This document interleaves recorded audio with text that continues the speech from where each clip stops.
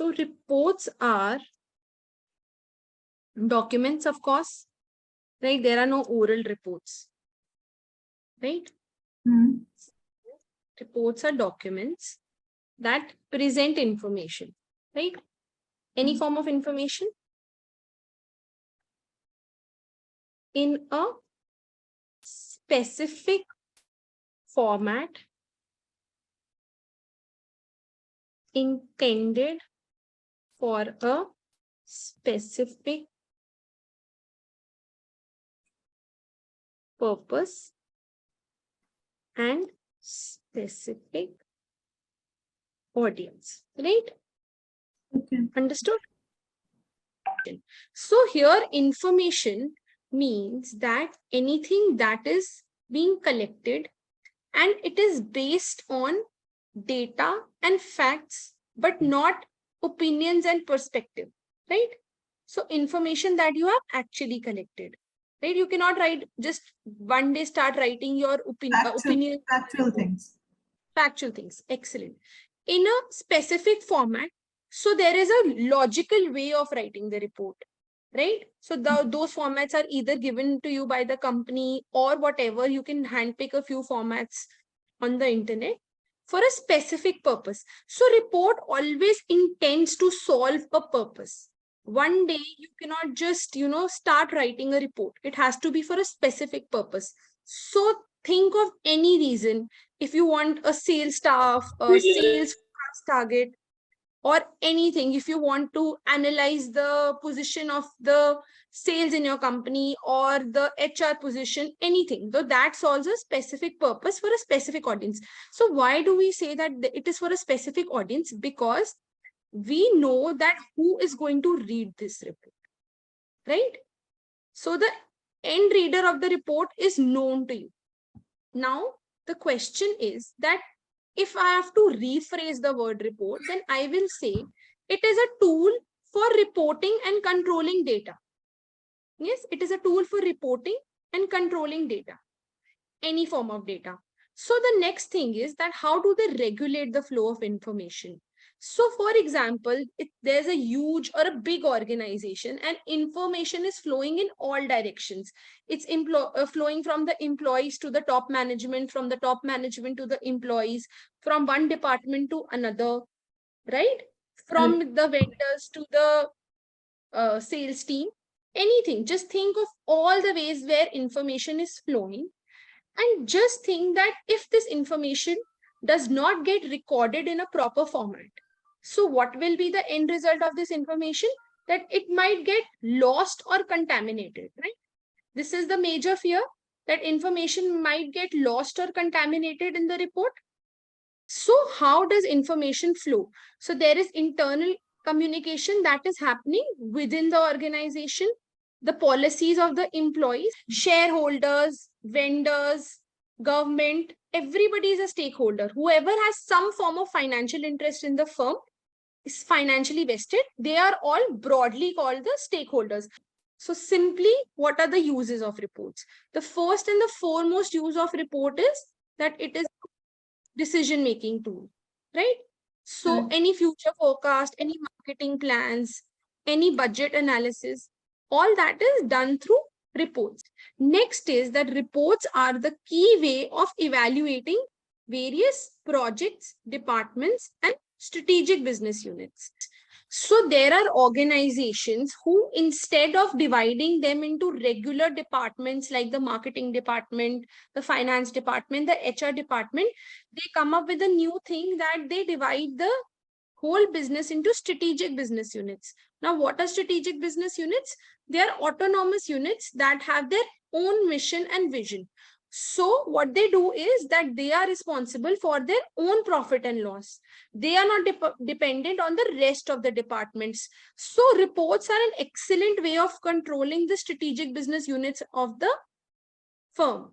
Next is that when do we write in reports? So suppose that a company finds that something abnormal is happening in the organization, like a lot of theft is happening, or probably some business has completely failed. For example, Tata Nano completely failed.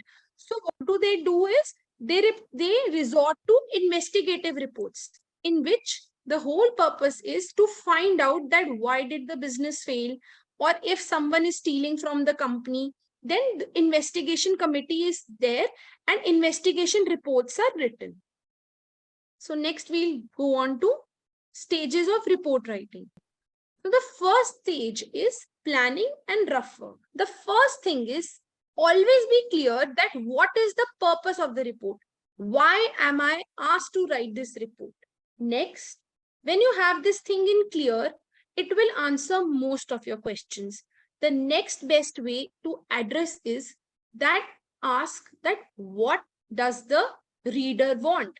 What information does the reader want, and how much information does the reader want? So that will solve a lot of problems that you might face while report writing. So you may know that how much information do I need to gather before I start writing the report. Next you can do is you can search for an in-house format, or you can search for a format available online. And next, what kind of language will my reader be comfortable with? So if the reader is a high level, top level firm who reads reports on a regular basis, then you can use technical language also. Or if the report is going to some government agency, you can use technical language, you can use jargons. But if the report is for everyone in the organization, for example, there is a change in company policy, so there are various types of employees in the firm. Here we cannot use a lot of technical language because employees will not be able to understand that what the policy is. So this is what we do when we are planning, right? So next, if we move to the next stage of report writing, that is collecting information. So information can be collected in two ways: simple, primary, and secondary, right? Primary and secondary.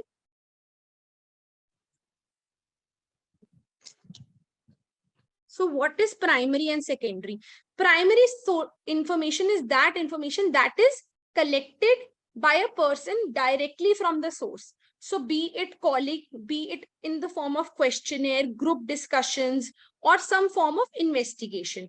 And secondary information is all that information that is available in the public domain.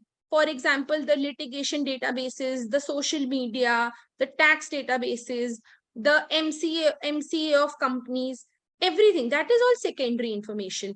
Now, the third part is then when you're structuring information, how do you structure information?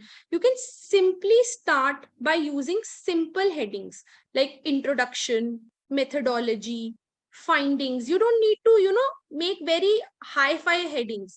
You need simple headings, right? And also one tip here is that if you feel that the information is very text heavy information, lot of text is there, people don't have time to read so much text right now. So it's better to depict that information in the form of charts, tables, diagrams, something like this. Be innovative in the way you're presenting your information so that it catches the reader's attention. Now, after that, you have written the first draft of the report, you can resort to redrafting. Redrafting, what you can do is, so you can check for spelling errors, you can check if there is any duplicity. Duplicity means you have written the same thing twice. Have you used technical language that the reader might not understand? And then you can you can kiss the report. So how can you kiss the report? When you can simply shorten the few lines that you have used. Just eliminate a few unnecessary words. Just keep it short and simple. So KISS is an acronym for keeping it short and simple. So here I would like to take an industry example, that suppose a firm wants to do an integrity due diligence. Integrity due diligence is just a sophisticated term for a background check, right? So if I want to do a background check on an individual, for example, Adani Group wants to get a background check done on his employees because they feel that a lot of theft is happening in their firm. So what will they do? So what they'll do is that someone gets the work, some company gets the work, that do an integrity due diligence on, say, Mr. Raj. So what we'll do is that we first analyze that what does the company want? How much information do they want on Mr. Raj? Do they just want superficial information that is available on the internet through secondary sources of information? Or do they want a full integrity due diligence done on Mr. Raj that is actually going to the source, asking his companies, asking his behavior, you know, going, opening his family tree, opening his social media accounts? So that will all come under planning. Then we will collect the information. So here again, we will categorize information into primary and secondary. Primary will be the ones that we go and collect. Like for example, we hire someone to go and, find some information around Mr. Raj, where he goes, what he does, right? And the secondary will be, we can go through the litigation databases. So if there is any pending litigation on him, or we can, go through his shareholding patterns, his financial background, his tax, ITR returns, anything. And then we consequently like the report.